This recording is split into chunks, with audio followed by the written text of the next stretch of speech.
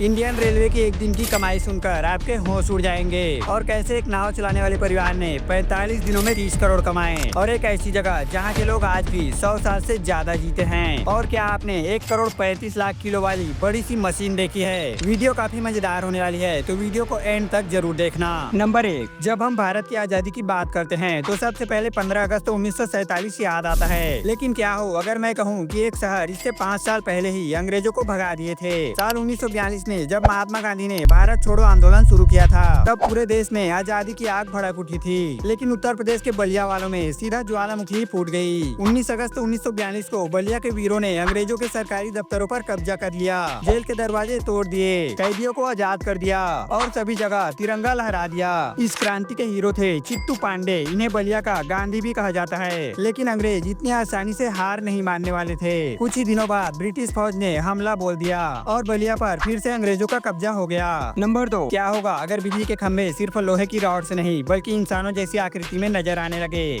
जी हाँ, आपने सही सुना। आइसलैंड के वास्तुकारों ने एक जबरदस्त आइडिया पेश किया है जिसका नाम है दिग्गजों की भूमि। इस डिजाइन प्रपोजल में आम बिजली के खंभों को बदलकर 150 फीट तक ऊंची विशाल मानव मूर्तियां बनाने का सपना देखा गया है। इन मूर्तियों को सिर्फ एक ही अंदाज में नहीं बल्कि हवा, रोशनी और वातावरण के हिसाब से अलग अलग मुद्राओं में सजाया जाएगा, मानो वे नाच रहे हो, बोल रहे हो। और तो और ये डिजाइन सिर्फ सुंदरता तक सीमित नहीं। आइसलैंड की लोक कथाओं में जहाँ ट्रोल और दिग्गजों की अद्भुत कहानियाँ सुनाई जाती है, वहीं इस आइडिया ने उन रहस्यमयी कथाओं को एक नया जीवन देने की ठानी है। नंबर 3, आप यकीन नहीं करेंगे, एक नाव चलाने वाले परिवार ने 45 दिनों में 30 करोड़ रुपए कमाए। चल झूठा। नहीं, ये झूठ नहीं। दरअसल प्रयागराज के नैनी के अरेल इलाके में रहने वाले महरा परिवार ने महाकुंभ 2025 में ऐसा इतिहास रचा कि खुद मुख्यमंत्री योगी आदित्यनाथ भी इनकी तारीफ करने लगे। इनका काम बहुत ही सिंपल था, श्रद्धालुओं को नाव से संगम तक ले जाना, उन्हें डुबकी लगवाना और फिर सुरक्षित वापस किनारे तक पहुंचाना। लेकिन इन्होंने इसे सिर्फ सेवा नहीं बल्कि एक जबरदस्त बिजनेस की तरह चलाया। जहाँ लोग नौकरी में सालों मेहनत करके करोड़ों कमाने का सपना देखते हैं, वहाँ महरा परिवार ने सिर्फ 45 दिनों में 30 करोड़ रुपए कमाए। सही मौके को पहचानो और काम को बिजनेस की तरह देखो। नंबर 4, क्या आप जानते हैं हमारी धरती पर एक ऐसा पौधा भी है जो दिखने में एक हरी भरी चट्टान जैसी लगती है और हजारों साल तक जिंदा रह सकती है? दरअसल यह है यारेटा, धरती का सबसे धीर गंभीर लेकिन सबसे अनोखा पौधा। ये कोई मामूली पौधा नहीं, इसे 3000 से 5000 साल तक जीने की कला आती है। यानी जब मिस्र के पिरामिड बन रहे थे तब भी कुछ यारेटा पौधा अपनी जगह पर आराम से बैठे थे और अब भी वहीं पर बैठे हैं। इसकी सबसे बड़ी ताकत इसकी घनी बनावट है। ये इतनी घनी है कि अगर आप इस पर पैर रखें तो आपको लगेगा जैसे किसी मुलायम पत्थर पर खड़े हों। यही कारण है कि ये तेज हवाओं और कड़कड़ाती ठंड से भी हंसते हंसते निकल जाती है। लेकिन मजेदार बात यह है कि ये स्लो मोशन मास्टर है। ये साल भर में बस 1.5 मिलीमीटर बढ़ता है। यानी अगर आपको यारेटा का 1 फुट ऊंचा पौधा चाहिए तो इंतजार करना पड़ेगा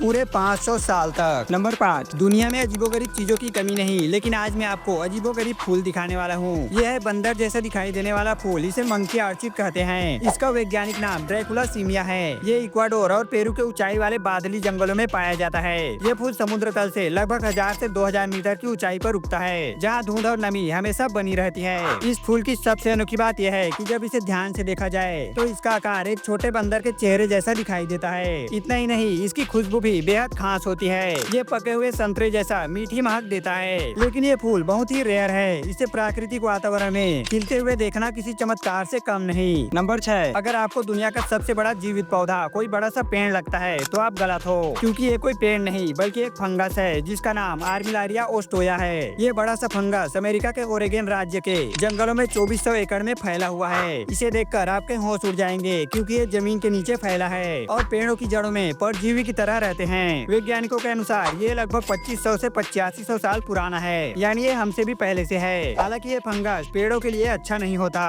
क्योंकि ये धीरे धीरे उनकी जड़ों को सड़ाकर उन्हें कमजोर कर देते हैं। इसे हनी फंगस भी कहा जाता है, क्योंकि इसके छोटे छोटे पीले मशरूम शहद के रंग जैसे दिखते हैं। नंबर 7, अगर मैं कहूँ दुनिया में एक ऐसी जगह है जहाँ के लोग आज भी 100 साल से ज्यादा जीते हैं और 80 साल की उम्र में भी 30 की उम्र जैसे जवान और खूबसूरत दिखते हैं। ये बात है हुंजा घाटी की, जो हिमालय की गोद में बसी है और यहाँ के लोगों की औसतन उम्र 105 साल मानी जाती है। खास बात यह है कि यहाँ की महिलाएं 80 साल की उम्र में भी जवान और खूबसूरत दिखती है। लेकिन कैसे? दरअसल ये लोग ताजा फल, सब्जियाँ, मेवे, खासकर खुबानी खुबानी, एप्रिकोट बहुत खाते हैं। साथ ही ये लोग केमिकल फ्री भोजन करते हैं, पहाड़ों का साफ पानी पीते हैं और रोजाना चलना और मेहनत करना इनकी जिंदगी का हिस्सा है। यहाँ के लोग बहुत कम बीमार पड़ते हैं, यहाँ तक कि कैंसर जैसी गंभीर बीमारियाँ भी यहाँ लगभग नहीं के बराबर है। इनकी पॉजिटिव सोच और शांत जीवन इन्हें लंबी और स्वस्थ जिंदगी देती है। नंबर 8, आपने बड़ी से बड़ी मशीन देखी होगी, लेकिन क्या आपने कभी 13,500 टन वाली बड़ी सी मशीन देखी है?